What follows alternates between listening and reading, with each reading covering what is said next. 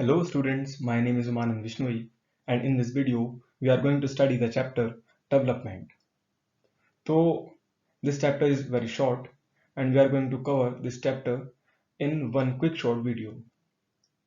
So let us get started with the first topic.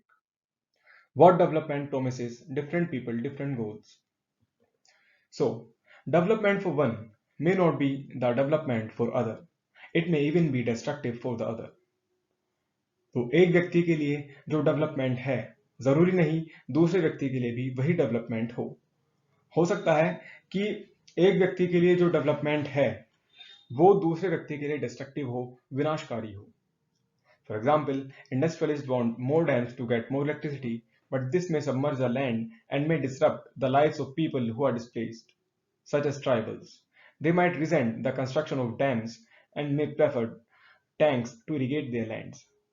तो industrialist जिनको electricity की जरूरत होती है वो लोग डैम कंस्ट्रक्शन को एक डेवलपमेंट एक्टिविटी मानते हैं उनको लगता है कि डैम कंस्ट्रक्शन होगा तो उनको इलेक्ट्रिसिटी मिल पाएगी और इलेक्ट्रिसिटी मिलने से उनका प्रोडक्शन बढ़ पाएगा और उन लोगों का भी विकास होगा बट दूसरी तरफ ट्राइबल पीपल हैं जिनका डैम कंस्ट्रक्शन से जिनके घर छिन जाते हैं वो लोग बेघर हो जाते हैं तो वो लोग डैम कंस्ट्रक्शन का विरोध करते हैं और वो बोलते हैं कि आप डैम कंस्ट्रक्शन की जगह टैंक्स बिल्ड कर दें टैंक्स में पानी स्टोर होगा थोड़ा थोड़ा पानी स्टोर होगा और वो उससे अपने लैंड को इरिगेट कर पाएंगे यानी अपनी जमीन की सिंचाई कर पाएंगे तो यहाँ पे इंडस्ट्रियलिस्ट लोगों के लिए डैम कंस्ट्रक्शन डेवलपमेंट था बट ट्राइबल लोगों के लिए वो डेवलपमेंट नहीं था उन लोगों के लिए वो डिस्ट्रक्टिव था इसलिए डिफरेंट पीपल के डिफरेंट नोशंस होते हैं डेवलपमेंट के लिए So let's move to the next topic. It is income and other goals.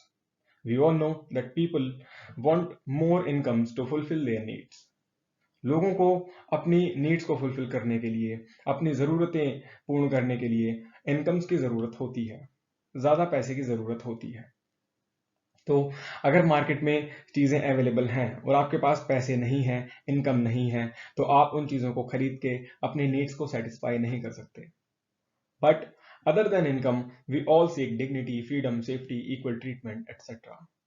But income के अलावा हम सभी लोगों को मान सम्मान आज़ादी और सुरक्षा इक्वल ट्रीटमेंट ये सभी चीज़ें भी चाहिए होती हैं in some cases these goals are more important than good incomes कुछ केसेस में ये चीज़ें गुड इनकम से ज़्यादा इम्पोर्टेंट होती हैं ज़्यादा महत्वपूर्ण होती हैं Like consider a situation where you are offered a job with good salary, but with no job security and time for family. तो आप एक सिचुएशन कंसीडर करें जहां पे आपको एक जॉब मिलती है जहां पे आपको एक अच्छी सैलरी मिलती है बट वहां पे आपको जॉब सिक्योरिटी और फैमिली के साथ बिताने के लिए टाइम नहीं मिलता तो क्या आप उस जॉब को करना चाहेंगे the answer of most of you would be no तो आप में से लगभग काफी लोगों का आंसर नो होगा क्योंकि सभी लोगों को सैलरी तो चाहिए बट उसके साथ जॉब सिक्योरिटी भी चाहिए और साथ में फैमिली के साथ बिताने के लिए टाइम भी चाहिए similarly for development people look at a mix of goals इस तरह से डेवलपमेंट के लिए भी लोग मिक्स ऑफ गोल्स को देखते हैं यानी किसी भी एक चीज का मतलब डेवलपमेंट नहीं होता डेवलपमेंट में एक से ज्यादा एट्रीब्यूट्स या पैरामीटर काउंट होते हैं It is true that if women become financially independent, they'll get more dignity in household and society. तो ये बात सत्य है कि अगर महिलाएं फाइनेंशियली इंडिपेंडेंट हो जाती हैं तो उनको अपने परिवार और सोसाइटी में समाज में ज्यादा इज्जत मिलेगी तो अगर हम चाहते हैं कि महिलाएं फाइनेंशियली इंडिपेंडेंट हों तो उसके लिए हम लोगों को महिलाओं को एक safe and secure environment provide करना होगा तो महिलाओं के पॉइंट ऑफ व्यू से उनके पर्सपेक्टिव से सेफ एंड सिक्योर एनवायरनमेंट का मतलब डेवलपमेंट होता है Hence, development goals that people have are not only about good incomes but also about other important things in life. तो सिर्फ गुड इनकम्स होना ही डेवलपमेंट नहीं होता लोगों के डेवलपमेंट गोल्स गुड इनकम के अलावा और भी चीजें होती हैं आगे से बात क्लियर होगी After that, the next topic is national development. तो नेशनल डेवलपमेंट यानी राष्ट्रीय विकास Different persons have different and conflicting notions of country's development. अब सभी लोगों के डिफरेंट नोशंस होते हैं कंट्री डेवलपमेंट के लिए। किसी को लगता है कि safe and secure environment provide करके कंट्री का डेवलपमेंट होगा, किसी को लगता है कि इनकम ज़्यादा होने से देश का डेवलपमेंट होगा, किसी को लगता है कि आर्मी स्ट्रांग होने से देश का डेवलपमेंट होगा, किसी को लगता है कि टेक्नोलॉजी स्ट्रांग होने से देश का डेवलपमेंट होगा। तो डिफरेंट लोगों के डेवलपमेंट के लिए डिफरेंट नोशंस होते हैं। For comparing countries, income is one of the most important attribute. With income many requirements are fulfilled, but income एक मोस्ट इंपॉर्टेंट एट्रीब्यूट होता है क्योंकि इनकम से बहुत सारी जरूरतें फुलफिल हो जाती हैं। National income, income of residents of the country. तो व्हाट इज नेशनल इनकम? किसी भी देश के नागरिकों की जितनी इनकम है, जितनी टोटल इनकम है, उसको ही आप नेशनल इनकम बोलते हो। लाइक एक देश में 10 लोग हैं और सभी 1-1 रुपए कमाते हैं, तो सबके टोटल पैसे मिलाकर जो 10 रुपए हो गए, वही देश की नेशनल इनकम है। तो किसी देश में आप ये समझें कि किसी देश की पॉपुलेशन 100 करोड़ रुपीस कमाती है, तो वो उस कंट्री की नेशनल इनकम है। Average income, total income divided by total population, it is also called पर capita income.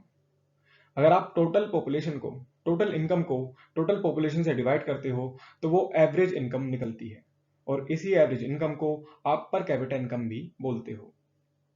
In 2019, countries with per capita income of $49,300 called as high income or rich countries। तो यहाँ पे हमारे पास 2019 का एक data है, वहां पे जिन कंट्रीज की पर कैपिटा इनकम 49,300 USD थी, वो हाई इनकम कंट्रीज या फिर रिच कंट्रीज कहलाती थी। India with per capita income of $6,700 lies in the lower middle income countries। India जिसकी पर कैपिटा इनकम 6700 या फिर $6,700 है, वो लोअर मिडिल इनकम कंट्रीज में काउंट होती है। Countries with per capita income less than $2,500 और less called as low income countries. जिन देशों की पर कैपिटा इनकम $2,500 या उससे कम है, उनको लो इनकम कंट्रीज बोलते हैं। Rich countries except countries of Middle East and some small countries are developed countries।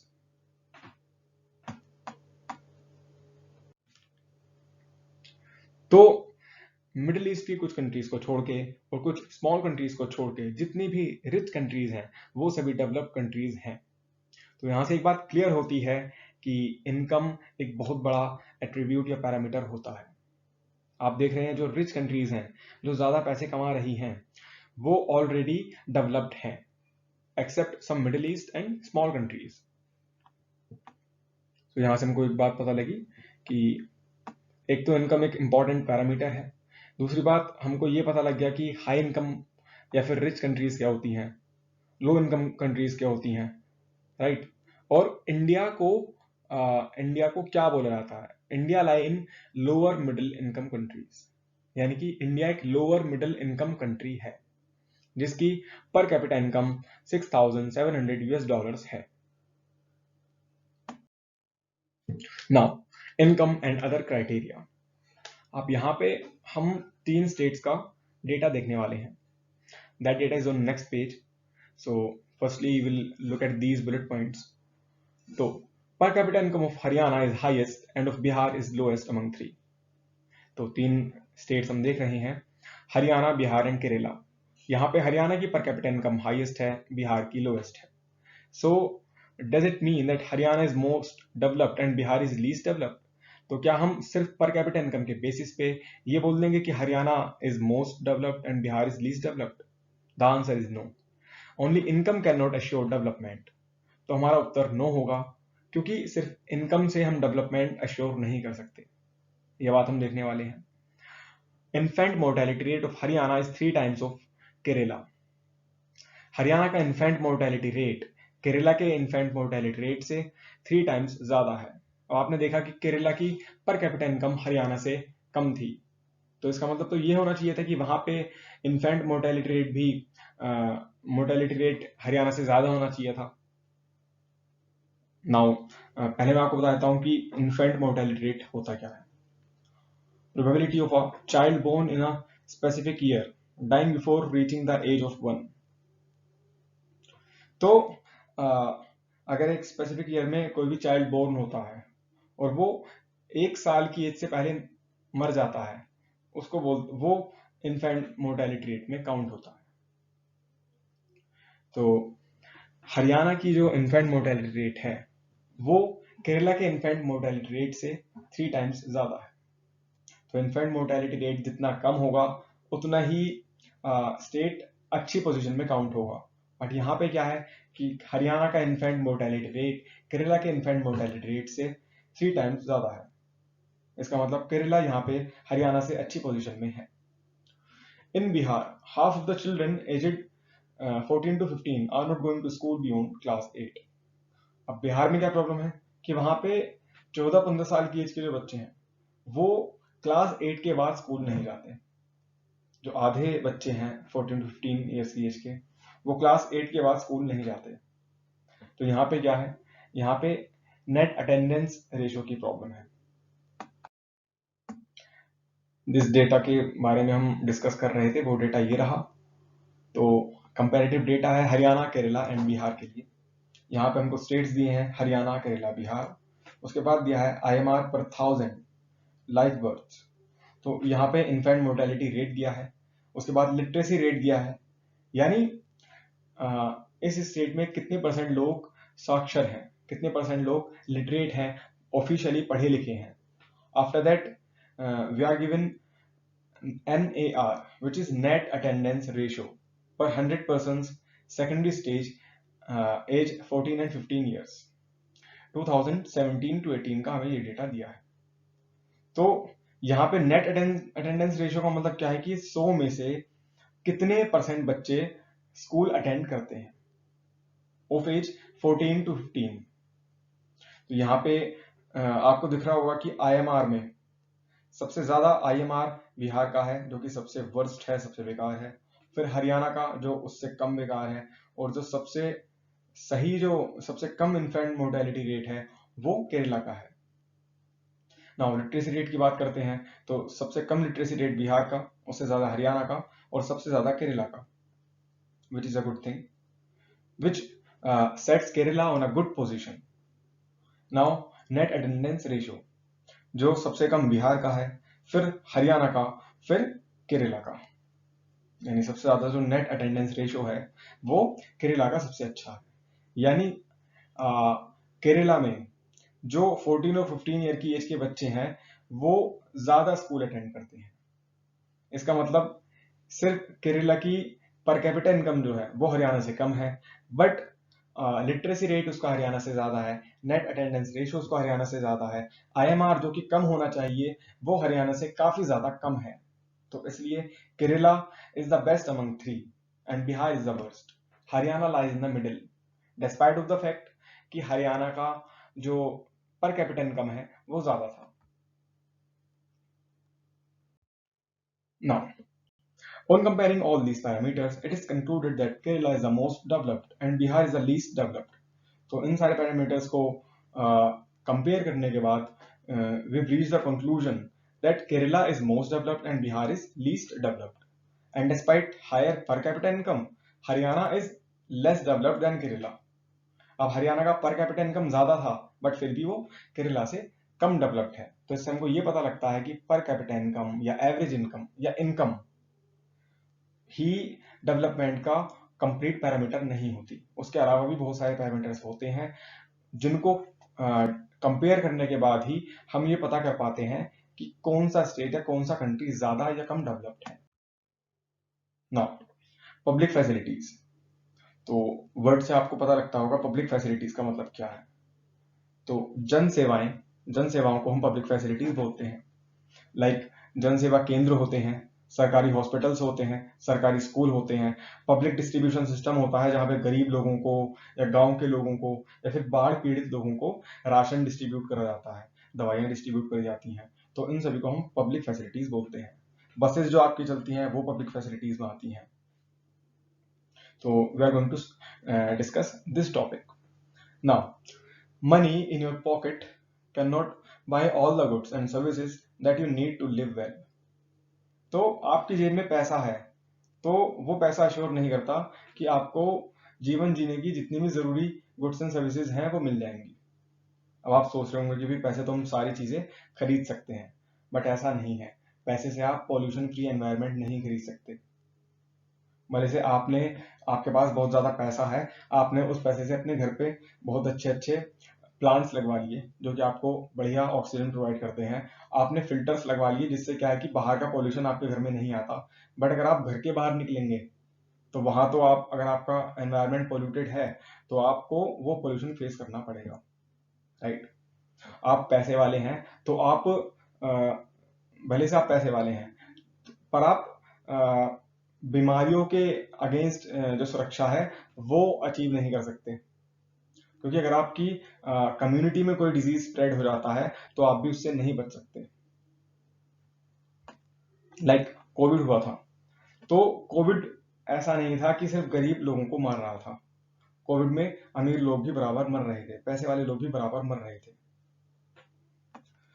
तो वही चीज यहाँ पे लिखी हुई है। For example, money can not buy you a pollution free environment unless you live in a community that takes preventive measures against pollution. तो आपके पास पैसा है, इसका मतलब ये नहीं है कि आप एक पोल्यूशन फ्री एनवायरनमेंट प्राप्त कर सकते हैं। उसके लिए आपको एक ऐसी कम्युनिटी में रहना होगा जो कि पोल्यूशन के अगेंस्ट प्रिवेंटिव मेजर्स लेती है। The best way is to provide any goods and services collectively. अब यहाँ पे हम डिस्कस करते हैं पब्लिक फैसिलिटीज। तो यहाँ पे हमको पता लगता है कि अगर हमको गुड्स एंड सर्विसेज एक सबसे बेस्ट वे में प्रोवाइड करनी है तो हम उसको अगर कलेक्टिवली प्रोवाइड करते हैं तो वो एक बेस्ट वे होगी। Kerala has low infant mortality rate because there is adequate provision of basic healthcare and education facilities. तो केरला का जो इन्फेंट मोर्टेलिटी रेट है वो कम है, वो लो है, क्योंकि वहां पे basic health care and educational facilities के बिल्कुल एडिकेट प्रोविजंस हैं। अब वहां पे इसका मतलब क्या है कि वहां पे हेल्थ केयर और एजुकेशन की पब्लिक फैसिलिटीज जो हैं वो अच्छी हैं। तो पब्लिक फैसिलिटीज अच्छी हैं तो वहां पे लो इन्फेंट मोर्टेलिटी रेट है, वहां पे अच्छा लिटरेसी रेट है और वहां पे अच्छा नेट अटेंडेंस रेशो है। तो पब्लिक फैसिलिटीज अच्छी हैं तो उससे क्या है, स्टेट की जो कुछ पैरामीटर्स जो हैं वहां पे स्टेट अच्छा है और इस वजह से वो टोटली अच्छा डेवलप्ड है। Similarly, the health and the nutritional status of people of those states where public distribution system works well is better than of others than that of others. तो जिन स्टेट्स में पब्लिक डिस्ट्रीब्यूशन सिस्टम है, यानी जिन states में लोगों को publicly ration वगैरह provide करा जाता है, जहां पे पब्लिक हॉस्पिटल्स बने हुए हैं, वहां पे लोगों का जो हेल्थ एंड न्यूट्रिशनल स्टेटस है वो दूसरे स्टेट से अच्छा है। इसका मतलब यह है कि पब्लिक फैसिलिटीज डेवलपमेंट में बहुत ही ज्यादा बड़ा रोल प्ले करती हैं। We can say public facilities play a significant role in development. Moving upon next topic which is human development report. तो ह्यूमन डेवलपमेंट रिपोर्ट यूएनडीपी द्वारा पब्लिश करी जाती है, जहां पे हम कंट्रीज को उनकी health, education and per capita income के बेसिस पे कंपेयर करते हैं। तो according to UNDP Sri Lanka, according to human development report published by UNDP, Sri Lanka is better than India in almost every aspect. तो इंडिया श्रीलंका जो कि एक छोटा सा देश है उससे काफी ज्यादा पीछे है सभी एस्पेक्ट्स में। Bangladesh and Nepal have low per capita income but they are better than India in infant mortality rate.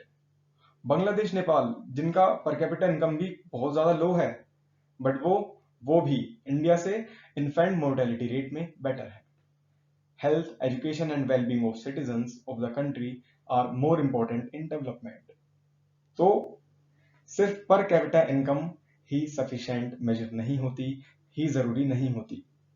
Health, education और wellbeing of citizens of the country are important in development.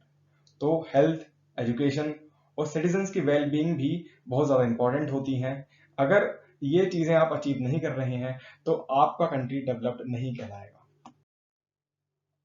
Is the data. यहाँ पे हमको साफ दिखता है कि श्रीलंका जो है वो लगभग हर एस्पेक्ट में इंडिया से अच्छा है, और बांग्लादेश, नेपाल जिनकी पर कैपिटा इनकम इंडिया से कम है, वो इन्फेंट मोर्टेलिटी रेट में इंडिया से बेटर है।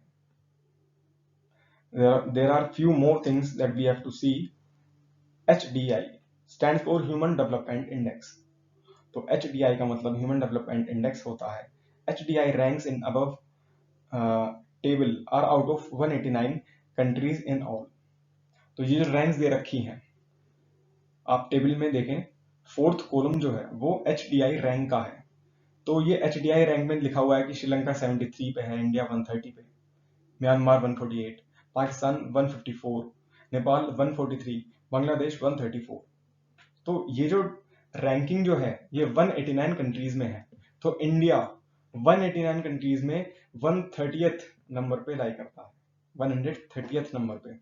और श्रीलंका जो कि उससे काफी ज्यादा आगे है, वो 73rd पोजीशन पे लाई करता है। अब श्रीलंका इंडिया से लैंड मास में बहुत ज्यादा कम है, पॉपुलेशन में बहुत ज्यादा कम है, रिसोर्सेज में बहुत ज्यादा कम है, बहुत सारी चीजों में श्रीलंका हमसे बहुत ज्यादा पीछे है, बट स्टिल उसका जो ह्यूमन डेवलपमेंट इंडेक्स है वो इंडिया से बहुत ही ज्यादा अच्छा है। 189 कंट्री की लिस्ट में वो इंडिया से लगभग 60 पोजीशन आगे है। तो इंडिया की पर कैपिटा इनकम ज्यादा है, अब श्रीलंका से तो पर कैपिटा इनकम भी ज्यादा नहीं है ना। तो किसी भी देश का डेवलपमेंट उसके सिर्फ एरिया पे या रिसोर्सेज पे क्या कहते हैं डिपेंड नहीं करता, राइट। और यहाँ पे तुमने देख लिया कि नेपाल बांग्लादेश का जो पर कैपिटा इनकम था वो इंडिया से काफी कम है, बट स्टिल उसका जो इन्फेंट मोर्टेलिटी रेट है वो इंडिया से बेटर है। तो आपकी इनकम सही है, पर कैपिटा इनकम सही है, इसका मतलब ये नहीं है कि आप और चीजों में भी अच्छे होंगे।